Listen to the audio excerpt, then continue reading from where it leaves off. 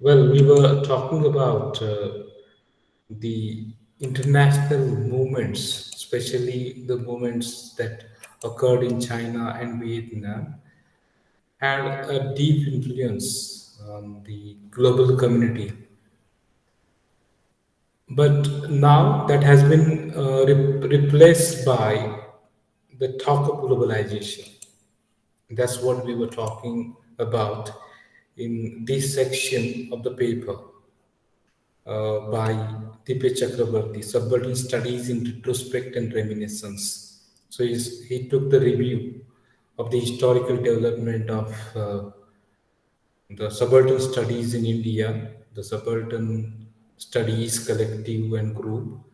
Then he talks about different international happenings which inspired the young generation, but that inspiration has been replaced by the talk of globalization.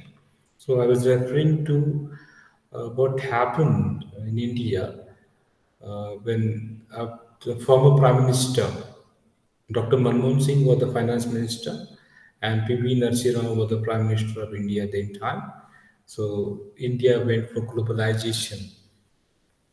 So we are the part of this particular what we call LPG, liberalization, privatization, and globalization. So that started, and there has been a change. What we see then, migrants, asylum seekers, illegal workers, and refugees have emerged after that period. So the scenario has changed after post globalization, we can say. There were the problems of migrant people, the people who migrated to different parts of the world. For example, Indians, Pakistanis, South Asians going to UK, USA, and other European countries. And there were seekers as well. For example, you might be knowing Dalai Lama, the Tibetan leader, he has taken refuge in India.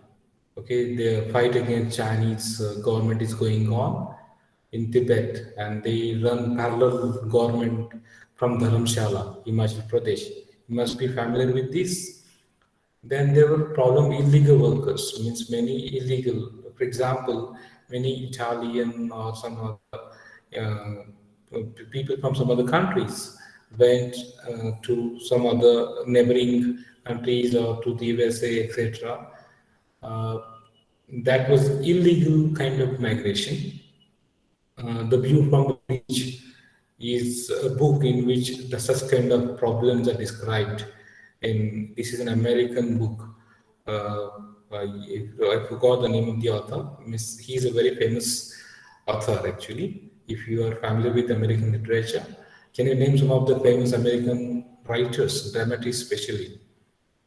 So, in View from the Bridge, the description of the Italian illegal workers or migrants is described, what their condition and all.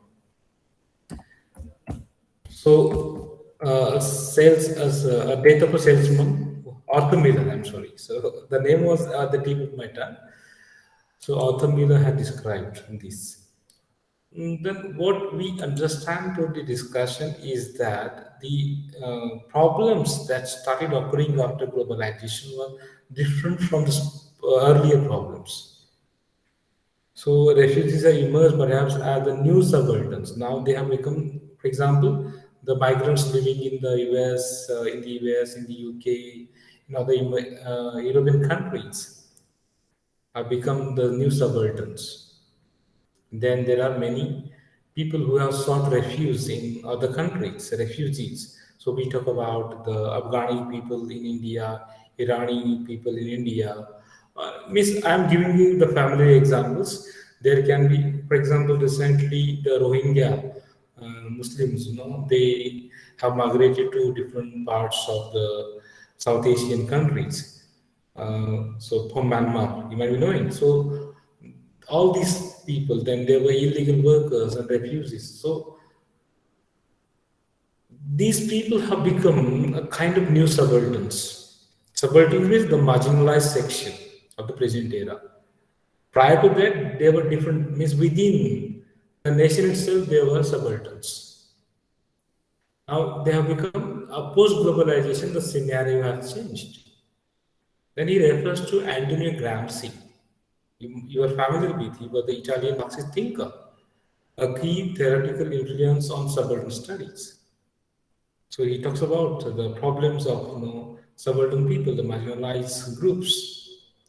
His theory of hegemony, hegemony, you are familiar with, we studied last year while studying Marxism, is still a respected name. Antonio Gramsci is a respected name in many quarters, many parts, but he does not seem to occupy the same pedestals, the same position as Deleuze, the French philosopher, or what we call Badiou, or even Agamben. So all these are the thinkers, philosophers. They have got reputation. They have been hailed as the thinkers in subaltern studies. And they're dealing with the people, subaltern people, marginalized people, and their problems, working class people. So he refers to all these names. They are the social thinkers, philosophers, etc. All of them, especially, belong to Deleuze and Bourdieu, then Agamben, etc., belong to, even Weber, belong to France. They are French thinkers. Then he refers to Mao Zedong. I refer to Mao was the Chinese leader under whom Maoism started. So it is named after, the movement is named after Mao itself. So they had the deep influence, but Mao among them has suffered a decline. Gradually, his his reputation has come down in status both globally and within his own country. Mao has lost his status, his position in comparison to Deleuze, Badiou, or Agamben. Okay, so we may ask, one could ask, he says, has time rendered subaltern studies invalid then? Means whether subaltern studies have become invalid because of the passing time, whether they have become out of context now. Number one. Number two, was the revision of peasant revolution on which the project was based romantic and utopian? Now, subaltern studies in India was based on what we call in the 60s and 70s, based on the peasant movement, the peasant revolution. They started talking about the peasant revolutions. And what this particular vision of peasant revolution, romantic, imaginary, and utopian. Utopia is the book written by Thomas More. And in Utopia, he talks about an ideal state where there is no conflict. The state is under control of everything. People are living peacefully. There is no fighting, nothing of the kind, no corruption, just like Plato's Republic. So, utopia is the term used to refer to the situation, an imaginary situation of ideal, government, etc., which does not exist. It is impossible. Therefore, he says whether this particular vision of peasant revolution, bringing revolution, is romantic, fantasy, or utopian. These are legitimate questions. They've been asked not only by outside observers of subaltern studies, but by subaltern scholars themselves. So these questions have been asked not only by the outsiders to the subaltern studies, who observe subaltern studies and their particular contribution or movement, but even the scholars. Now you see here, when he uses subaltern studies in italics, he refers to the collective movement, which has come to an end now, and this he uses to refer to the reminiscences, the continuation. Means those the scholars who are still involved in subaltern studies also ask this question. So he refers to his communication, his interaction with Partha Chatterjee through emails a few years ago. So he,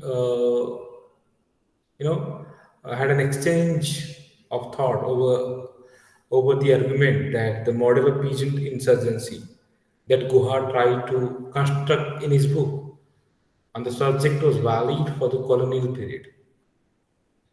So you might be knowing that during the colonial period, many subaltern groups, peasants, etc., rebelled against the colonial power.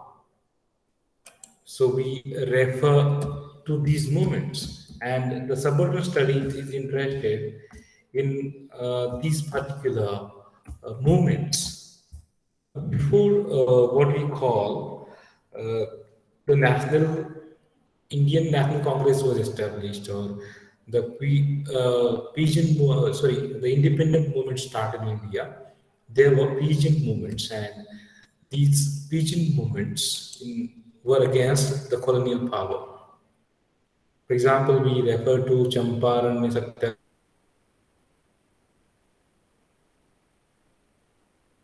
Satyagraha, then we refer to Kheda peasant struggle, Bardoli movement in Gujarat, India as well.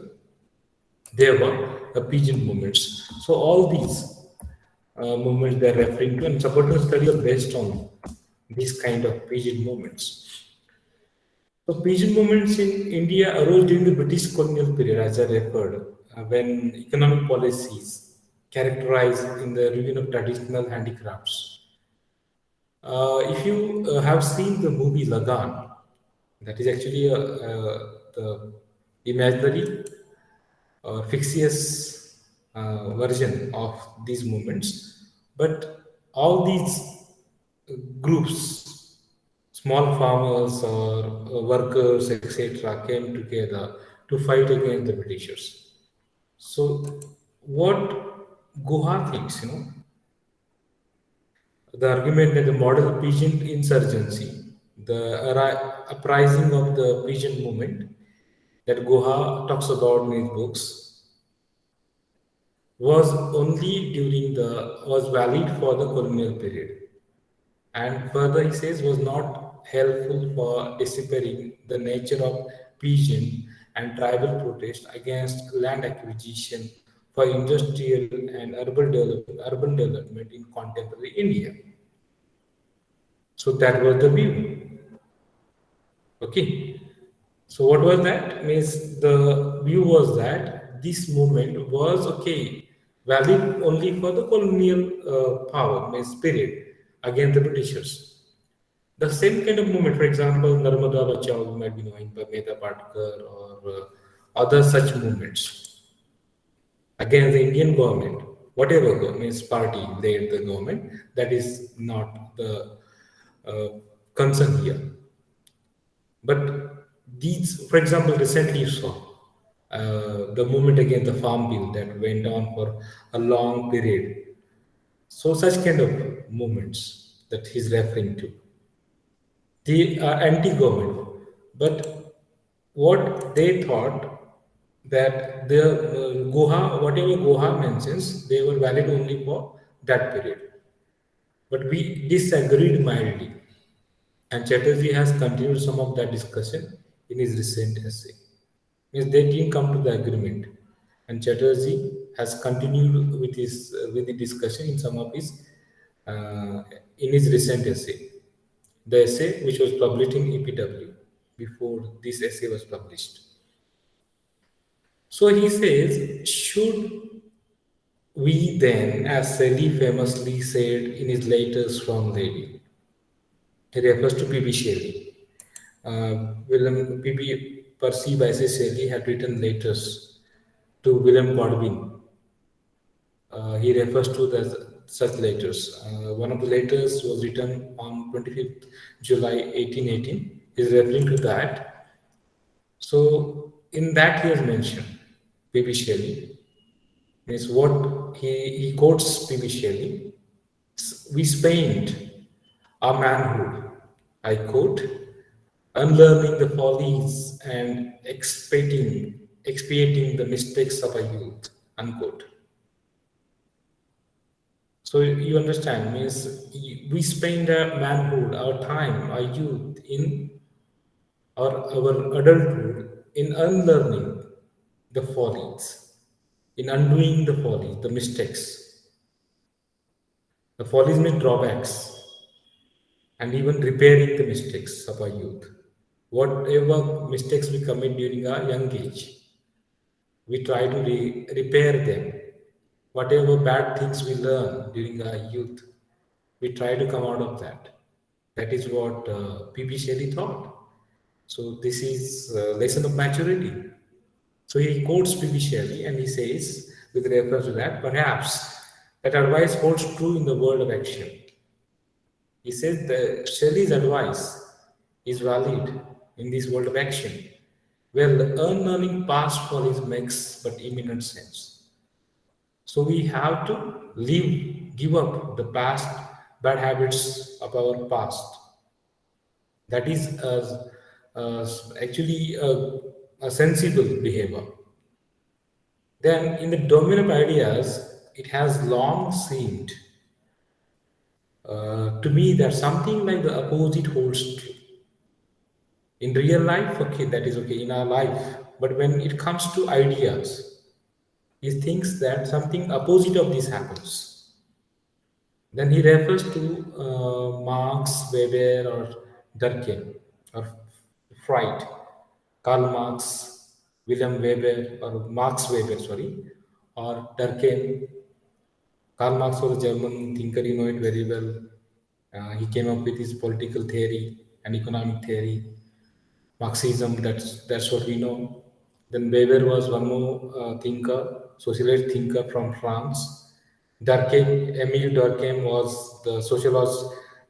He is credited to have started the social science as such. He made it more scientific. He was a Chinese, not Chinese, sorry, French, the French social scientist. Then Sigmund Freud. Freud was once again a psychologist. So all these people, contributed to the development of social sciences. You might be knowing that.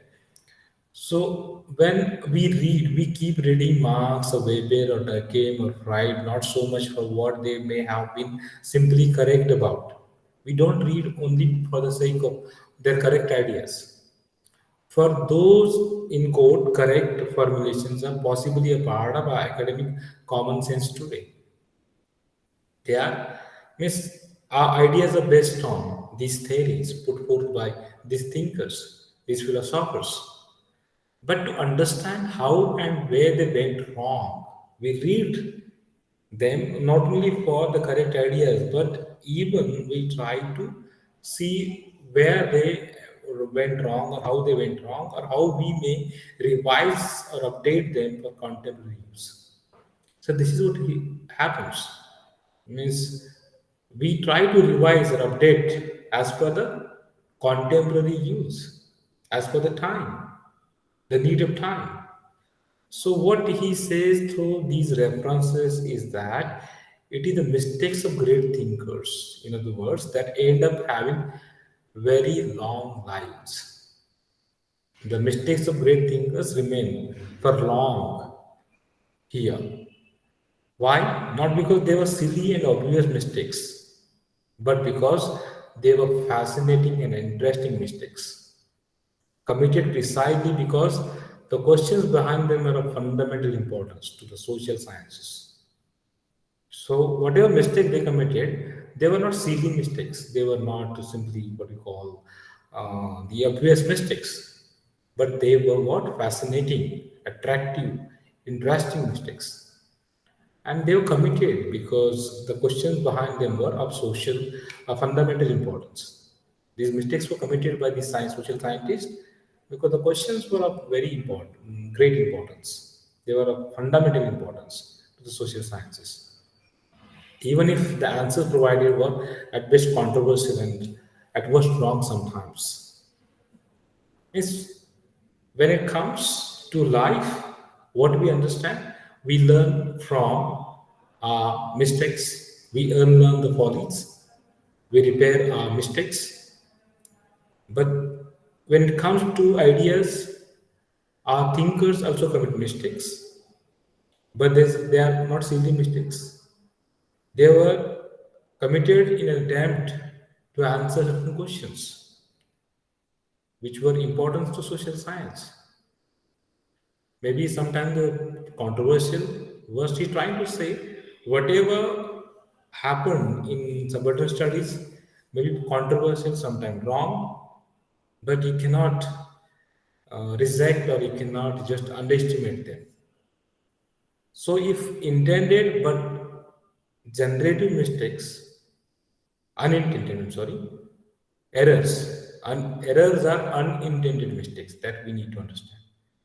So, if unintended but generative mistakes, let me call them that, are committed in pursuit of questions that may be termed fundamental. So, these are errors, they are generative errors, and they keep on multiplying, means they can be infinite. We can create so many of such things, and they were necessary. These kind of mistakes were committed in an attempt to find an answer to the questions which were fundamental. So, what I would like to do then, by way of initiating a discussion on the global legacy of subaltern studies, is to ask. So, through this example, I want to start a discussion on the global legacy of subaltern studies. What is the global legacy? What has the world got from suburban studies? What is the outcome of suburban studies? So he asks, what mistakes of the suburban studies project could still be considered generative? So what were the constructive mistakes committed by suburban studies scholars of the project? There could be many possible examples of such mistakes. And then he gives the examples. The examples I give will relate, since I am a historian, to problems encountered in historical thinking. So he refers to the problems which were encountered, which were confronted, which were faced in historical thinking. In the interest of space, I will organize my examples of some generative mistakes under two sub-themes. Then he organizes, he talks about two mistakes. He discusses these mistakes under two sub-themes. The first one, the archaic in the modern. Archaic. You are familiar with the word archaic with reference to literature. In the literature written during 16th century, 17th century, we come across these archaic words. So he refers to the archaic in the modern and the subject of history. But this is not an exhaustive list of such possible subthemes. Then he says, I could have picked others. He refers to the religious and the political. And even he talks about the problem of representing the subaltern or the problem of the archives and so on. So these are things that he talks about. We shall talk about them in the next lecture.